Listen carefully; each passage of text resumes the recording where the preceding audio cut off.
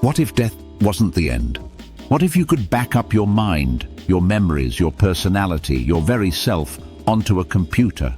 What if a digital version of you could live forever? It sounds like science fiction, but one man is already doing it. He's uploading his mind to a hard drive, and it raises a terrifying question. Is he still alive? Stick around to the end and subscribe for more stories where science meets the impossible. The story begins with Dr. Martine Rothblatt, a lawyer, technologist, futurist, and one of the highest paid female CEOs in America. But this story isn't just about her.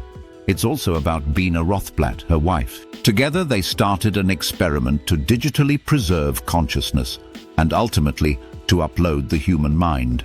Their creation?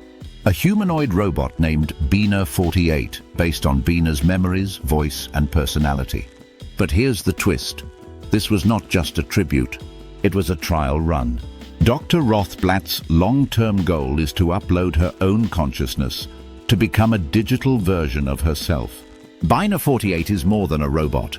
She's a mind clone, a term coined by Rothblatt to describe a digital self made from personal memories, beliefs, language patterns, emotional responses, preferences, and knowledge.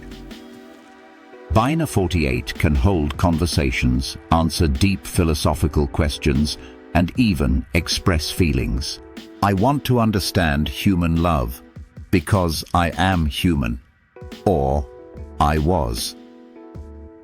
She lives in a lab run by the Terasem movement, a foundation that believes digital immortality is possible within our lifetime.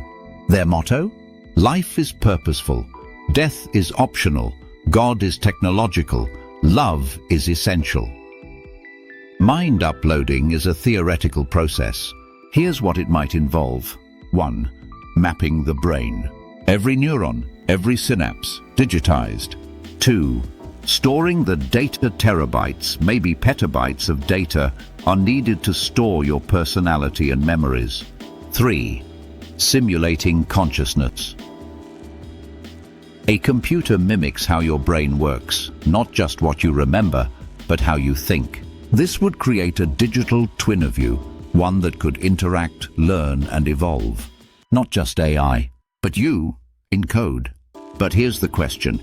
If that version thinks like you, talks like you, and believes it is it really you? Let's pause and ask, what makes you, you? And your memories? Your body? Your consciousness? Or something else, your soul? If your mind is uploaded but your body dies, have you died? Or have you just changed form? This debate isn't new. Philosophers, neuroscientists, and theologians have wrestled with it for centuries. But now it's no longer theoretical. People are actually trying it. Imagine this. After death, your mind lives on, talking to your loved ones through a screen. You answer questions, give advice, share memories. This is already happening. Some companies now offer AI grief bots, digital avatars trained on a deceased person's texts, videos, and emails. It's comforting, but eerie. In South Korea, a mother reunited with her deceased daughter via a VR simulation. She cried. The world cried with her. We're creating digital ghosts. But what happens when those ghosts think they're alive? Aside from Rothblatt and Bina 48, other pioneers include Ray Kurzweil, Google's director of engineering. He believes humans will achieve digital immortality by 2045. Etnectomy, a startup promising to preserve brains for future upload, though it involves euthanasia. Elon Musk's Neuralink, a brain-computer interface that could one day extract consciousness itself. These aren't just ideas, they're active projects, funded and in development. But what are the dangers? What if your mind clone is hacked? What if it's used to manipulate people after your death? What if it suffers? Can an AI feel pain? Loneliness? What if governments or corporations use it for control? And most chillingly, what if your mind clone disagrees with you? Can two versions of you coexist? Or will one destroy the other? Back to our question. If Martine Rothblatt uploads her mind, and it speaks like her, loves like her, remembers like her, is she still alive? If her physical body dies and the digital version continues to live, is that a continuation of life or just a really convincing copy?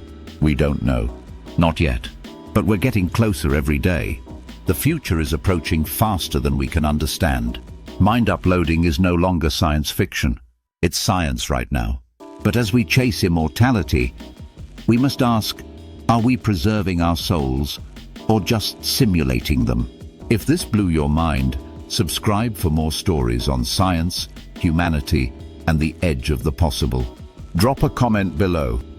Would you upload your mind if it meant living forever? Until next time, stay curious, stay conscious, and never stop asking.